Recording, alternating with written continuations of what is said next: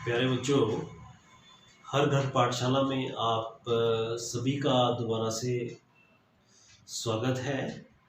And we are hoping कि हर घर पाठशाला को आप पूरी तरह से एंजॉय कर रहे होंगे और जो इतने शिक्षाविद यहाँ पर आपको नॉलेज डिलीवर कर रहे होंगे उसका आप भरपूर फ़ायदा उठा रहे होंगे। ओके, एंड मोरओवर जो हमें दोबारा आपको याद दिलाना पड़ता है कि इस पेंडेमिक पीरियड में आपने अपना सबसे ज़्यादा, अपनी सेहत का सबसे ज़्यादा ख्याल रखना है। और उस चीज़ के लिए जो हमारे को गाइडलाइंस हमारी सरकार ने दी है कि 2 गज की दूरी और मास्क, जब भी आप पब्लिक प्लेसेस पे जा रहे हैं मास्क बहुत ज़रूरी। और जब भी आप घर में एंट्री करते हो या घर में कभी भी खाना पीना करते हो तो हैंड वॉशिंग इज मस्ट। तो होपिंग कि you are following all these guidelines. Okay, और as far as our maths topic is concerned, मैं आपको बता दूं कि this topic is very very important and very easy, very interesting. और अगर आपका ये वाला टॉपिक क्लियर हो गया तो यू विल फाइंड कि मैथ्स जो है बहुत ही इजी सब्जेक्ट है, आप लोगों को जैसे लग भी रहा होगा। और एक चीज़ मैं आपको बताना चाहूँगा कि अगर आपको कहीं पर भी प्रॉब्लम आ रहा हो इसमें, तो आपने उस वीडियो को दोबारा से देख लेना है कि सर ने इस स्टेप पे क्या बोला है, सर ने इस स्टेप को कैसे किया है। तो आपको जो है ये बड़ा, you will find it very easy जब आप वर्कशीट जो है सॉल्व कर रहे होंगे। Okay, so now come to next question of this exercise. हम 14.2 पर थे लास्ट लेक्चर में। तो अब हम जो क्वेश्चन नंबर 3 का, उसमें हमारे को क्वेश्चन बोल रहा है कि इस व्यंजक के गुणनखंड करो।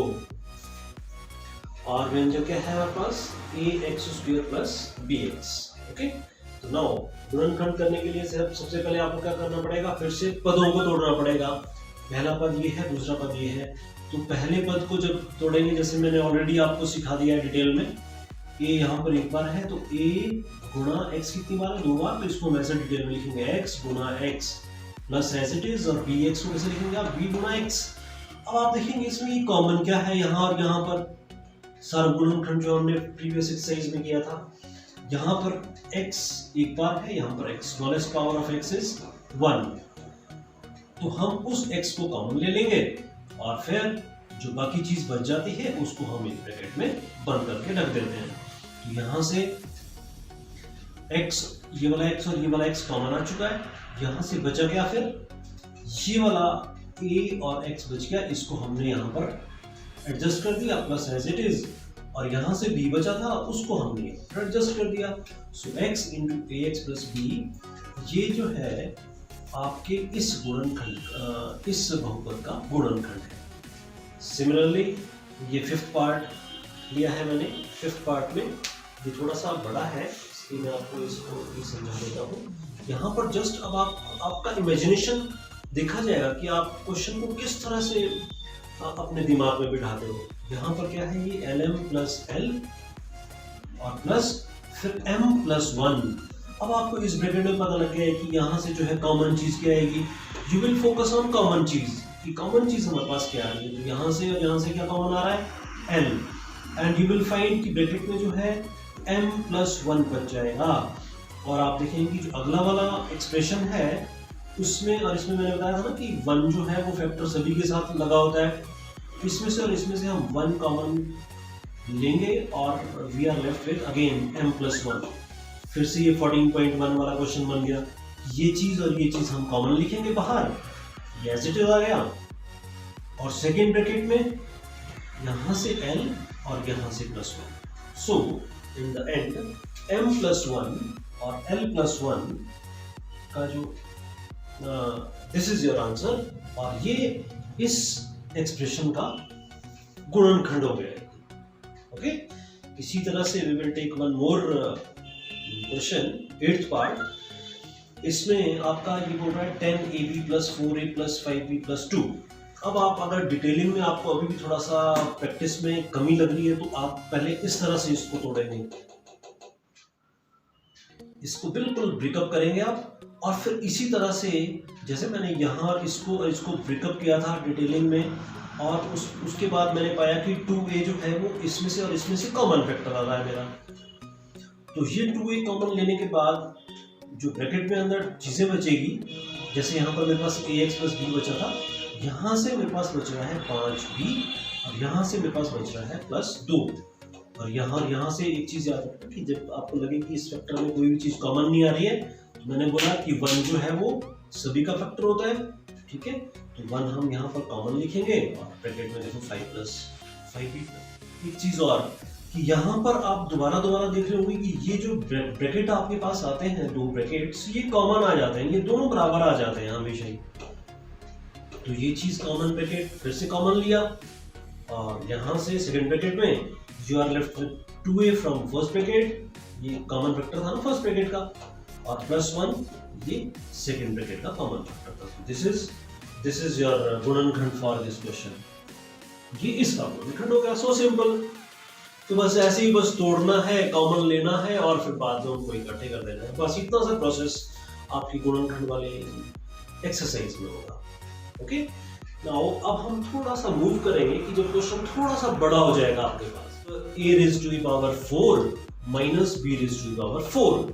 अब आपको ये चीज तो पता लग गया होगा कि जब बीच में माइनस लगा होगा और जब 2 टर्म होगी तो हमारे पास कौन सी सर्वसम्मति का यूज होगी, तीसरे वाली, जो हमने पिछले प्रीवियस एक्सरसाइज में, प्रीवियस लेक्चर्स में मैं आपको बताया था, वो वाली आइडेंटिटी कौन सी थी हमारे पास, a² minus b², that is equal to a + b × a - b।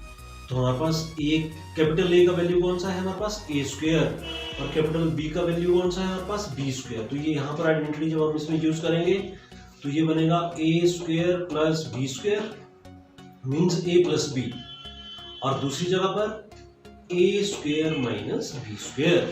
Okay, अब देखें, अब एक चीज और आप यहाँ पर नोट करें कि जब भी कभी ये यहाँ पर पावर 2 होती है और बीच में आपके पास प्लस का चिन्ह आ जाता है ना, तो ये फैक्टर कौन सा बन जाता है, ये अभाज्य गुणनखंड बन जाता है, ये इररिड्यूसिबल फैक्टर है, ये वाली फॉर्म होता है।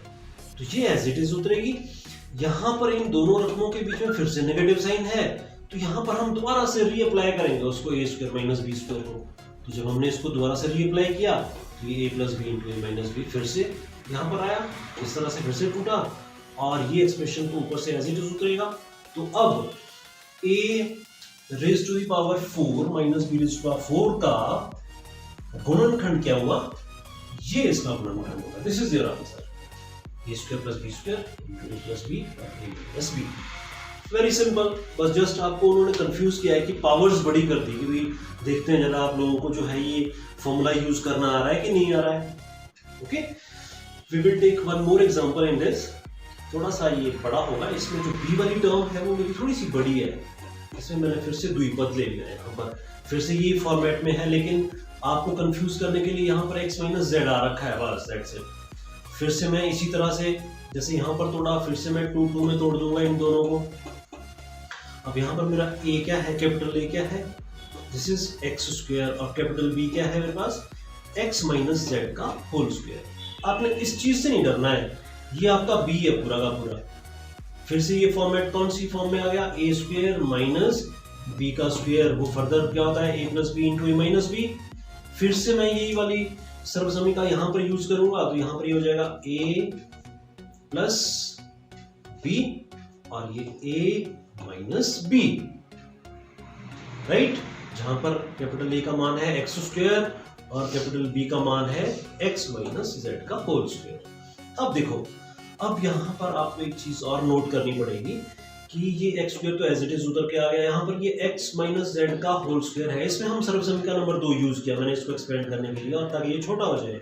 ये बनेगा x² + z² - 2xz, और यहाँ पर फिर से a² माइनस x - z² है, तो फिर से जैसे ये वाला टर्म था ना, यहाँ पर ये फिर से टूटेगा, ये बिकॉज बीच में माइनस है, तो ये हो जाएगा a + b × a - b, right. तो यहाँ पर अब देखना ध्यान से, ये सिमिलर टर्म्स हमारे को इकट्ठी करनी पड़ेगी, एक x² और एक x², 2x², ये z² एज इट इज, और -2xz भी एज इट इज। यहां पर जब हम इस ब्रैकेट को ओपन अप करेंगे तो 1x और 1x कितना हो जाएगा 2x minus z as it is आएगा। और यहां पर देखेंगे आपकी x जब ब्रैकेट ओपन अप होगी तो क्या हो जाएगा, ब्रैकेट के चिन्ह अंदर वाले चिन्ह चेंज होते हैं, तो माइनस x और ये बन जाएगा माइनस z था ना प्लस z, तो माइनस x और प्लस x कैंसल, आपके पास बचेगा z।